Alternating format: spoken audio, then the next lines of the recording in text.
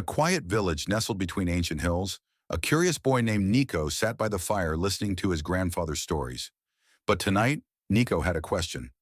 Grandpa, he asked, why do we use money? Why can't people just share what they need?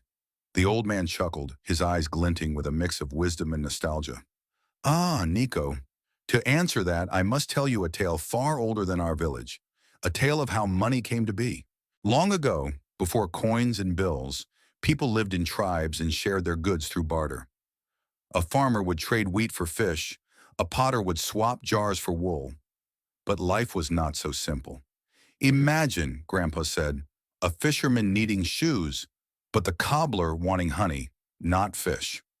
Without a double coincidence of wants, trade was hard.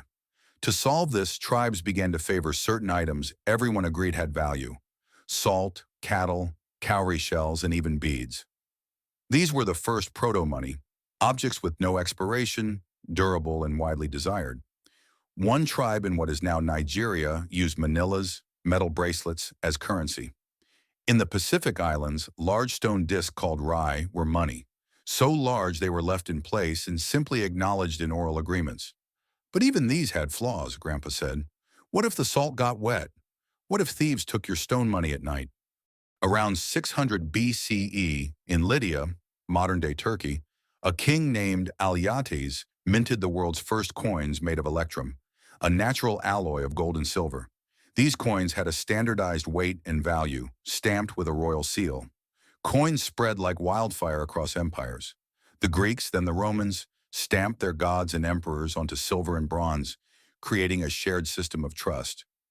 Coins changed everything, Grandpa explained. Now, a soldier in Rome could be paid in denarii and spend them in faraway lands. The world grew connected. But power concentrated. The minting of coins became the privilege of kings. And when empires weakened, they debased their currencies, adding cheaper metals to stretch their wealth. Trust began to crack. Then came the Chinese, as Grandpa said with a smile, always ahead of their time. During the Tang Dynasty, traders tired of carrying heavy coins began to deposit them with merchants in exchange for written receipts, paper notes. By the Song Dynasty, the Chinese government issued official banknotes backed by their stores of metal. Meanwhile, in medieval Europe, goldsmiths offered safekeeping for people's gold. They gave receipts, which soon became transferable. People realized they could use these notes instead of the gold itself. Paper was easier to carry, Grandpa said, and as long as people believed it could be exchanged for gold or silver, it worked. This was the birth of representative money. Notes backed by precious metals, which became the foundation of modern banking. In 1971, everything changed. The United States, the world's financial center, ended the gold standard. Dollars were no longer backed by gold but by trust in the government.